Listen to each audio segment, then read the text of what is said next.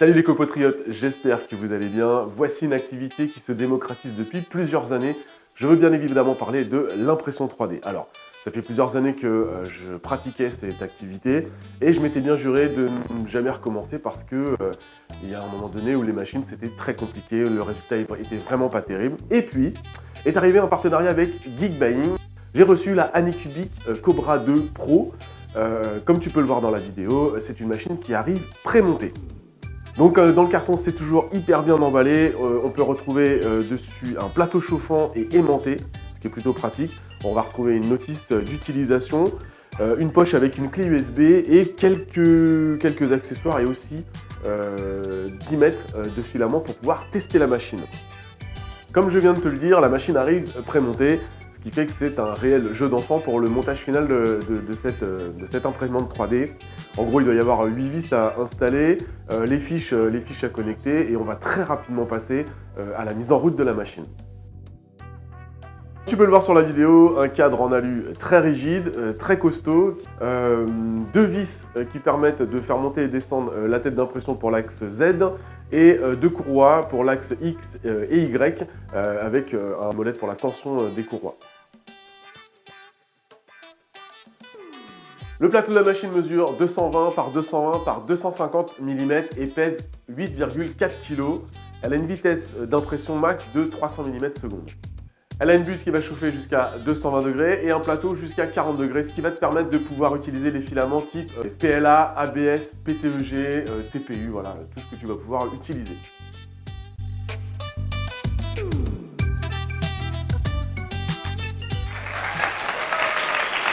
On va passer maintenant à la mise en route de la machine. Alors vous allez voir, l'écran, c'est pas un réel tactile, il faut quand même appuyer assez fort dessus pour pouvoir sélectionner les éléments. Deux langues sont possibles dessus, le chinois ou l'anglais, du coup j'ai choisi anglais. Et puis la machine se met en route, on va pouvoir passer tout de suite à la connexion Wi-Fi. Je ne sais pas trop à quoi ça va servir, du coup j'ai rentré mes connexions et puis tout de suite la machine va faire ses premiers tests. Il est également possible d'avoir un cloud pour le stockage des fichiers, je ne vous cache pas que moi je préfère les avoir sur la clé USB. La machine va donc tester l'axe X, l'axe Y et elle va faire un truc hyper impressionnant, c'est le test de résonance. Elle va se mettre à vibrer dans tous les sens, je ne vous cache pas que c'est quelque chose d'impressionnant.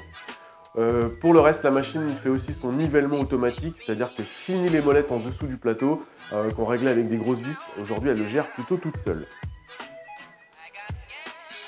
Premier test d'impression, c'est un décapsuleur en forme de requin, ce qui va nous permettre de vérifier si le plateau est bien de niveau, si la machine a ses premiers réglages corrects. Je vous laisse observer, je suis en vitesse 1, je trouve que ça imprime déjà plutôt rapidement.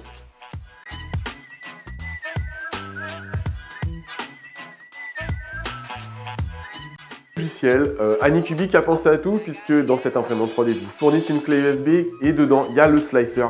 Le slicer, c'est le logiciel qui vous permet de transformer vos fichiers pour qu'ils deviennent imprimables. Allez, je te fais une brève conclusion. Si j'avais démarré avec cette machine il y a 4 ans, j'aurais certainement continué et développé cette partie impression 3D.